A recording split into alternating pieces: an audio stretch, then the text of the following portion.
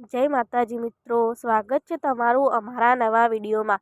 તો આજે આપણે વાત કરવાના છીએ વાંકાનેરના રાજવી અમરસિંહજી અને મા ખોડિયાર પ્રત્યેની તેમની અતૂટ શ્રદ્ધાની આ લોકવાર્તા સૌરાષ્ટ્રના ઇતિહાસમાં સુવર્ણ અક્ષરે લખાયેલી છે।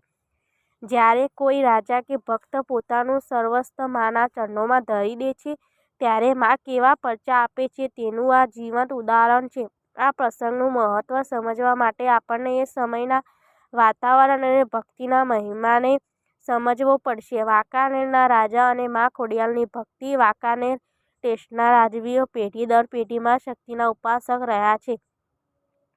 કહેવાય છે કે જ્યારે વાંકાનેરના રાજવી, જેમને લોકો આદરથી રાબા કહેતા, મા ખોડિયારના અનન્ય ભક્ત હતા, તેમના મનમાં હંમેશા એક જ ભાવ રહેતો, જે કહે છે તે માનું છે, હું તો માત્ર તેનો સેવક છું। એક સમયની વાત છે જ્યારે રાજ્ય પર સંકટના વાદળો ઘેરાયેલા હતા અથવા કોઈ મોટી માનતા પૂરી કરવાની હતી। લોકવાયકા મુજબ અલગ અલગ મતો છે। ત્યારે રાજાએ મા ખોડિયારને કંઈક વિશેષ અર્પણ કરવાનો સંકલ્પ કર્યો।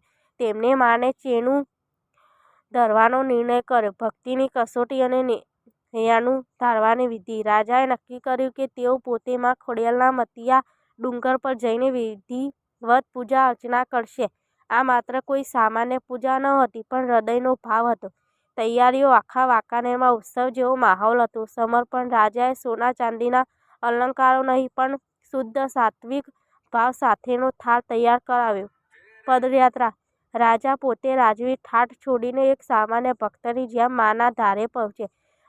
મા ખોડિયારનો પરચો। જ્યારે મા સાક્ષાત પ્રગટ્યા, જ્યારે રાજાએ મા ખોડિયારની મૂર્તિ સામે હૈયાનું ધર્યું અને આંખો મીચીને પ્રાર્થના કરી, જ્યાં તે બન્યું તે ઇતિહાસ બની ગઈ। લોકકથાઓ મુજબ દિવ્ય તેજ। મંદિરમાં એકાએક દિવ્ય પ્રકાશ ફેલાઈ ગયો। વાતાવરણમાં એક અનોખી સુગંધ પ્રસરી ગઈ, સ્વીકારનો સંકેત। કહેવાય છે કે મા ખોડિયારે રાજાની ભક્તિ જોઈને સાક્ષાત દર્શન આપ્યા, અથવા એવો ચમત્કાર કર્યો કે ધરવામાં આવેલો પ્રસાદ દિવ્ય રીતે સ્વીકારી ગયો। રાજ્યમાં સુખ શાંતિ। આ પ્રસંગ પછી વાંકાનેર ટેસ્ટ પર આવતી તમામ મુસીબતો ટળી ગઈ। દુષ્કાળના ડર વચ્ચે મેઘરાજાની મહેરબાની થઈ અને પ્રજા સુખી થઈ ગઈ। ખોડલ જેનું નામ છે એ દુનિયાનો વિસામો છે। આ ઉક્તિ વાંકાનેરમાં રાજાના કિસ્સામાં સાર્થક થઈ।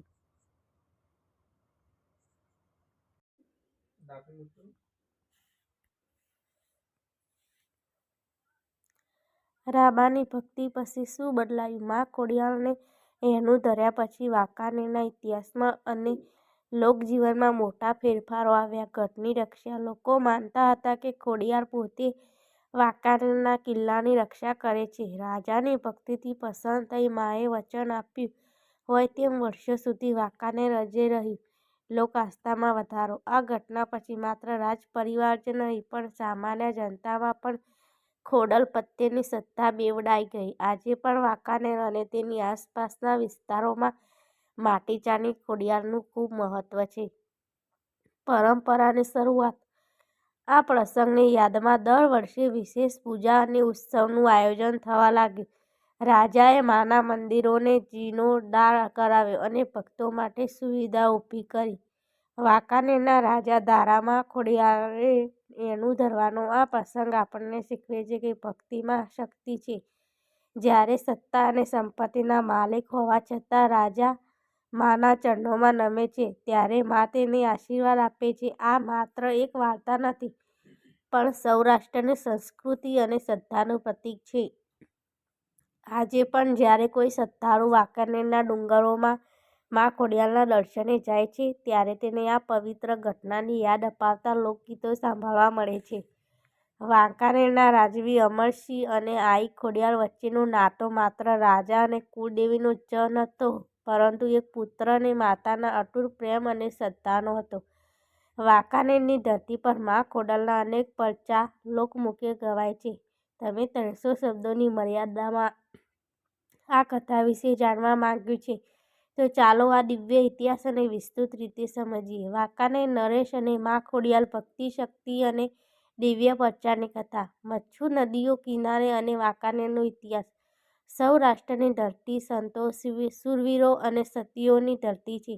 અહીંના કણને કણમાં ઇતિહાસ જીવંત છે. મચ્છુ નદીના કાંઠે વસેલું વાંકાનેર શહેર તેના ભવ્ય રાજમહેલો અને સંસ્કૃતિ માટે જાણીતું છે. વાંકાનેરના ઝાલા રાજપૂતો હંમેશા ધર્મપરાયણ રહ્યા છે, પરંતુ મા ખોડિયાર પ્રત્યેની તેમની અનન્ય ભક્તિએ આ શહેરને એક પવિત્ર યાત્રાધામ બનાવી દીધું.